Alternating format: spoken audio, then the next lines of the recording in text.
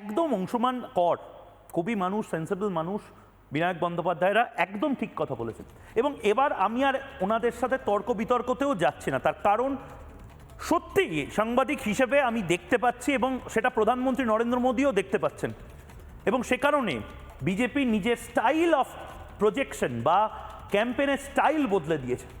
BJP শহুরে যাদেরকে তথাকথিত বিজেপিকে একটু খাটো চোখে দেখা, একটু উন্নাসিকতা যাদের বিজেপির প্রতি, তাদেরকে নিয়ে তারা চিন্তিত তো নয়, তাদেরকে আরও বেশি করে বোঝানোর দায়িত্ব বিজেপি কর্মীদেরকে দেওয়া হয়েছে। কেন? তার কারণ বিজেপি নিজে স্তম্ভিত হয়ে গেছে এটা দেখে, এটা বুঝে যে বাংলায় একটা ভয়ঙ্কর আন্ডারকারেন্ট চলছে এবং এই চোরা স্রোতে হাওয়া বদলাচ্ছে, কিছুটা একটা বদলাচ্ছে। প্রধানমন্ত্রী নরেন্দ্র মোদী উত্তর ভারতে যে দৃশ্য দেখেন না, প্রধানমন্ত্রী নরেন্দ্র মোদী এখানে এসে বাধ্য হচ্ছেন এটা বলতে। আমি গুজরাটে সকাল 11টায় যে চিত্র দেখিনি, বাংলায় বাঙালিদের গড়ে এসে আমি সেই চিত্র দেখে স্তম্ভিত। নিজের মোবাইল ফোনটা বের করে কোনোদিন কোনো প্রধানমন্ত্রীকে দেখেছেন, বা আমাদের এত জনপ্রিয় প্রধানমন্ত্রী তাকে দেখেছেন এত বছরে নিজে রেকর্ড করছেন ভিড়ের ছবি, এবং সেই ভিড়ের ছবি রেকর্ড শুধু করছেন না, সেটা নিয়ে নিজে মোবাইল ফোনে বাইট দিচ্ছেন। তার কারণ কিছু তো একটা বদলাচ্ছে। 3 কিলোমিটারের একটি রোড শো শিলিগুড়িতে করার কথা ছিল, দার্জিলিংয়েও নয়, যেখানে গোর্খারা অনেক বেশি, যেখানে নেপালিরা বেশি, যেখানে চাকমা বা পার্বত্য এলাকার মানুষজন বেশি, যেখানে নরেন্দ্র মোদীকে নিয়ে আবেগ বরাবর ছিল, সেখানেও নয়। একেবারে শিলিগুড়ির যে জায়গাগুলোতে একটা সময় উদ্বাস্তুরা ছিল, একটা সময় শিলিগুড়ির যারা মূল নিবাসী, যারা জলপাইগুড়ি থেকে চলে এসেছে ফ্ল্যাট বাড়ি কিনে, সেই পাড়ায় নরেন্দ্র মোদী 4 কিলোমিটারও এই রোড শো করবেন, সেটা নিয়ে তার কর্মীদেরকে প্রশ্ন করেছিলেন যে পারবে তো, ব্যাক টু ব্যাক এত প্রোগ্রাম হচ্ছে।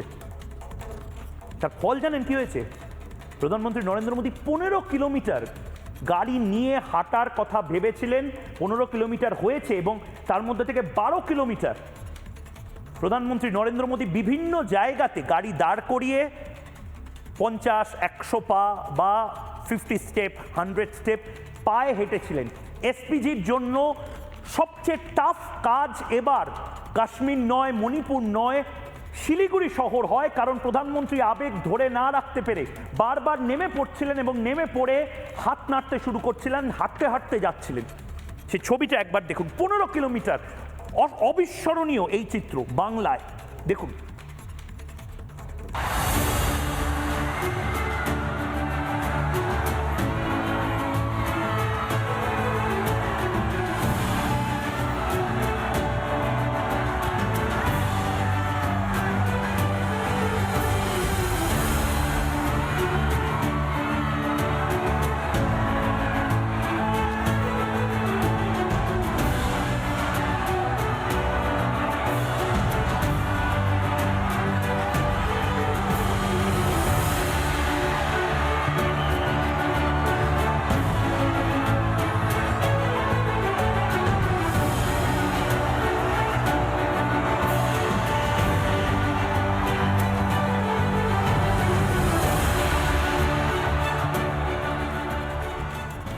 আপনার কাছে আমি যাওয়ার আগে এই বাইকটা না শোনানোর অপরাধটা আমি করতে চাইছি না, আমি এই লোভ সংবরণ করতে পারছি না। প্রধানমন্ত্রী নরেন্দ্র মোদী, আমার হাসি পাচ্ছিল যে পশ্চিমবঙ্গে নাকি বিজেপি মাথা তুলে দাঁড়াতে পারবে না, যে পশ্চিমবঙ্গে একটা সিটও বিজেপি পাবে না, একটা সময় লোকে হাসাহাসি করতো, সেই পশ্চিমবঙ্গে সিট তো ছেড়ে দিন, Narendra Damodar Das Modi, poster boy of Gujarat, তিনি স্বীকার করছেন যে গুজরাটে হাসতে হাসতে বলছেন সকাল 11টায় এই রোদের মধ্যে যদি আমি আজও বলি সভা করব, আমি এই সভার আয়োজন করতে পারতাম না।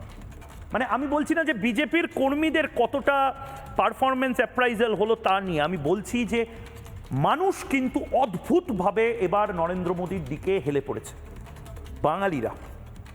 একবার শুনুন। मैं आपको एक सच बात बताऊं, एक सच बात बताऊं, मेरा अनुभव बताऊं आपको। मेरा जीवन गुजरात में बीता, लेकिन अगर गुजरात में 11-12 बजे मुझे कोई सभा करनी हो तो मैं ऐसी सभा नहीं कर सकता था। आपने तो कमाल कर दिया है जी। और मैं अभी हेलीपैड पे देख रहा था, सुबह सुबह इतनी बड़ी तादाद में आप सबका आशीर्वाद देने के लिए आना। साथियों, आपका ये प्यार, ये स्नेह अभिभूत करने वाला है। वर्धमान में हजारों हजार लोगों का ये रेला बंगाल में खेला करने वाला है। নীরাদিদা, আপনি আপনি যখন বলবেন আমি পিসিআরকে বলবো সেই ছবিটাও একবার চালানোর জন্য, যেখানে নরেন্দ্র মোদী হেলিপ্যাড থেকে নেমে আবেগপ্রবণ হয়ে পড়েন, নিজেই এসপিজির কমান্ডোদের থেকে মোবাইল ফোন এনে নিজেই ছবি তুলতে শুরু করেন এবং হাত নাড়াতে শুরু করেন। বাচ্চাদের মতন শিশুসুলভভাবে নিজেই ক্যামেরা অন করে হাত নাড়াচ্ছেন এবং ভিড় রেকর্ড করছেন। একবার সেই ছবিটা আমি ফুল ফ্রেমে শব্দ সহ একবার চালাই, তারপর নীরাদিদার বক্তব্য নিই, একবার শুনি।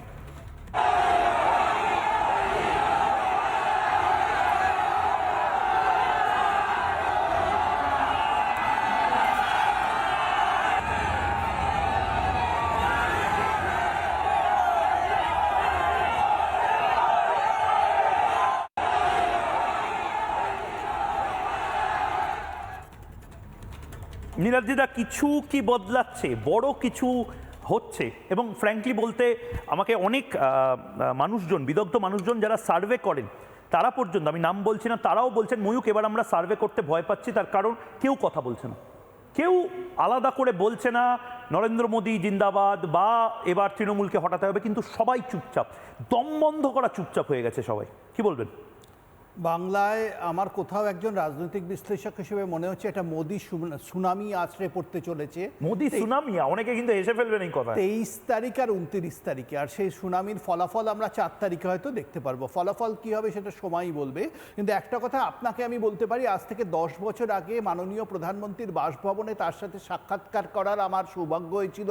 তখন দেখেছিলাম তিনি জন্মসূত্রে গুজরাটি হলেও তার হৃদয়ে রয়েছেন স্বামী বিবেকানন্দ। স্বামী বিবেকানন্দকে উনি সম্ভবত আইকন মানেন বলে আমার মনে রয়েছিল। আর মনে হয়েছিল নেতাজি সুভাষচন্দ্র বসুর প্রতি তার যে অসাধারণ ভালোবাসা, এটা আমি সত্যিই কোনো প্রধানমন্ত্রীর মধ্যে ভারতের দেখিনি। তিনি নেতাজিকে সম্মান দিতে যা যা পদক্ষেপ তারপরে নিয়েছিলেন, ইন্ডিয়া গেটে নেতাজি স্ট্যাচু স্থাপন থেকে শুরু করে আন্দামানে দ্বীপের নাম নেতাজির নামে করা থেকে নেতাজি ফাইল উন্মোচন করা, বিভিন্ন পদক্ষেপ যে নিয়েছেন এর আগে কোনো প্রধানমন্ত্রী করেননি। তার হৃদয়ে বাংলা, আর আজ যেন ময়ূক মনে হচ্ছে বাংলার হৃদয়েও কোথাও নরেন্দ্র মোদী হয়েছেন। আর কোথাও আমার মনে হচ্ছে মহাত্মা গান্ধী যেমন গুজরাটি হয়েও বাংলার হৃদয়ে স্থান পেয়েছিলেন, আবার একজন গুজরাটি নেতা তিনি গুজরাট বা উত্তর ভারত বা হিন্দি বলয়ের সীমাকে অতিক্রম করে বাঙালির হৃদয়ে স্থান পেয়েছেন। এর একটা বড় কারণ হচ্ছে বাঙালি হিন্দুরা আজ একটা অস্তিত্ব সংকটে ভুগছে এবং তার থেকে ত্রাতা হিসেবে নরেন্দ্র মোদীকে তারা দেখছে। তাদের এই নির্বাচনটা শুধু নির্বাচন নয়, এটা তাদের বাঁচার লড়াই, ভিটে মাটি নিয়ে বাঁচার লড়াই। আর সেই বাঁচার লড়াইয়ে তাদের হয়ে যুদ্ধ করার জন্য রয়েছেন, তাদের কুরুক্ষেত্রের যুদ্ধে যেমন অর্জুন ছিলেন, মানুষের জন্য, বাংলার মানুষের জন্য এই কুরুক্ষেত্রে রয়েছেন, ভোটের কুরুক্ষেত্রে রয়েছেন। এবারের যে ক্যাম্পেন আমি দেখছি প্রচন্ড ইমোশনালি, আমি এবারের ভোটটাকে বারবার বলছিলাম অঙ্কের ওপর ভিত্তি করে হবে, কিন্তু আবেগ যে অঙ্ককে ছাপিয়ে যাবে আমি বুঝতে পারিনি। প্রধানমন্ত্রী নরেন্দ্র মোদী, এই যে ক্রাউড, দেখুন প্রধানমন্ত্রী নরেন্দ্র মোদীর কাছে ক্রাউড ম্যানেজমেন্ট বা ক্রাউডকে অ্যাড্রেস করা একটা নতুন ব্যাপার নয়, কিন্তু বর্ধমানে বা মেদিনীপুরে, শিলিগুড়িতে যে ক্রাউড, যে মানুষজনকে প্রধানমন্ত্রী দেখছেন, তারপরে নিজের গলা ধরে আসছে এবং গলার কাছে দলা পাকিয়ে এসে যেভাবে তিনি বলছেন, ওনার স্টেচারের একজন মানুষ, এটা না দেখিয়ে আজকে শোটা শেষ করা যায় না। একবার সেটা দেখাবো। एक अद्भुत दृश्य था।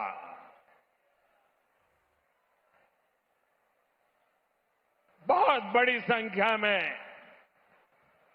बुजुर्ग, दादा दादी की उम्र के लोग आशीर्वाद दे रहे थे। ऐसा सौभाग्य शायद ही किसी को मिलता हो। मैं इसके लिए सर झुका करके इस क्षेत्र के सभी नागरिकों को प्रणाम करता हूं। उनका धन्यवाद करता हूं।